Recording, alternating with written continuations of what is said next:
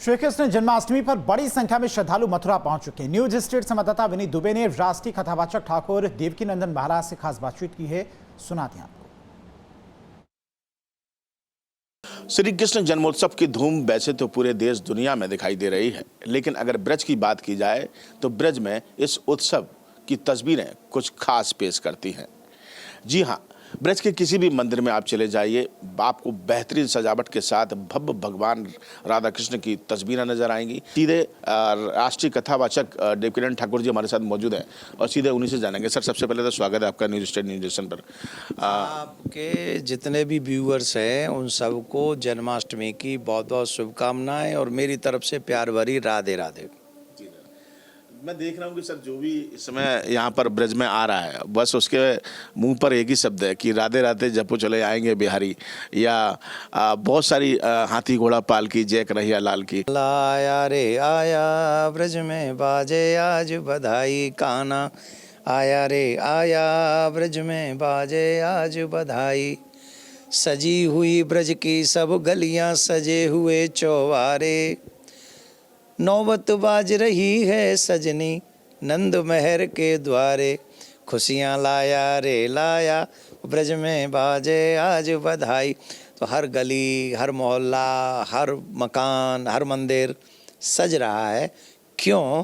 क्योंकि जगत का पालनहार, जिसे हम वेद अजन्मा कहता है, वो जन्म लेके लीला करने के लिए ब्रज में प्रकट हो रहे हैं।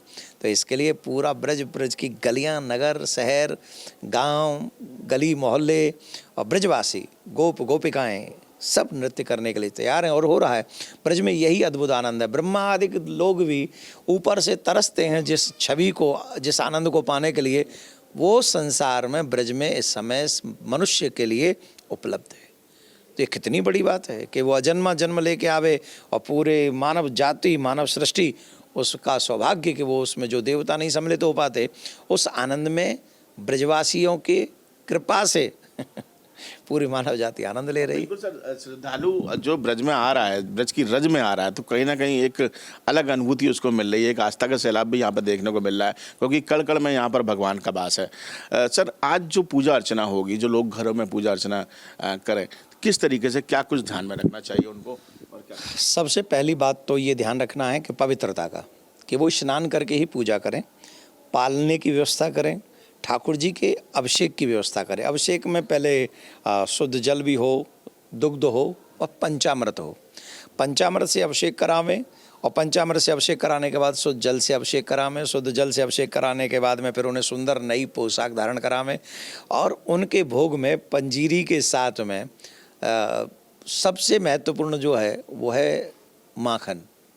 माखन मिश्री का भोग अवश्य लगाना चाहिए और इस भोग को लगाने से कन्हैया बहुत प्रसन्न होते हैं। बाकी का तो आपकी श्रद्धा है, 56 भोग लगाएं तो 56 भोग लगाइए और पंचामृत का भोग भी उनको लगाइए, जो लगा सकते वो लगाइए, लेकिन माखन मिश्री कंपलसरी होना चाहिए। और मंत्र, 1-2 मंत्र अगर आप उच्चारण कर लें, क्योंकि भगवान श्री कृष्ण का पूजन कर रहे हैं तो हर गृहस्थी पर वो मंत्र आते भी नहीं हैं। पहली व्यवस्था तो ये करें कि अपने घर में पंडित जी बैठा लें, वो पंडित जी आएँ, मंत्रों को जाप करें और आपकी पूजा करवाएं।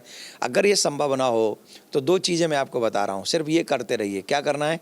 एक तो कुछ नहीं कर सकते तो राधे कृष्ण श्री कृष्णम शरणम मम, श्री कृष्णम शरणम मम, ये मंत्र जाप करते हुए आप अभिषेक कर दीजिए। एक श्लोक मैं आपको बता रहा हूँ, कृष्णाय वासुदेवाय हरे परमात्मने प्रणत क्लेशनाशाय गोविंदाय नमो नमः। एक और आप सुन लीजिए, मंगलम भगवान विष्णु मंगलम गणरध्वज मंगलम पुंडरीकाक्ष मंगलाय तनोहरि। इस मंत्र का उच्चारण, जो भी आपको मंत्र आता हो उसका जाप करें, उसका स्मरण करें, उससे पूजा कर लें और ठाकुर जी के जब पूजा हो जाए तो बाद में हमारी कथा लगा लें और उसमें कहें नंद के आनंद वह जय कन्हैया लाल की, फिर उसमें झूमें, कम से कम आधा पौना घंटा नाचें। रही बात उत्सव की, तो उत्सव क्या है?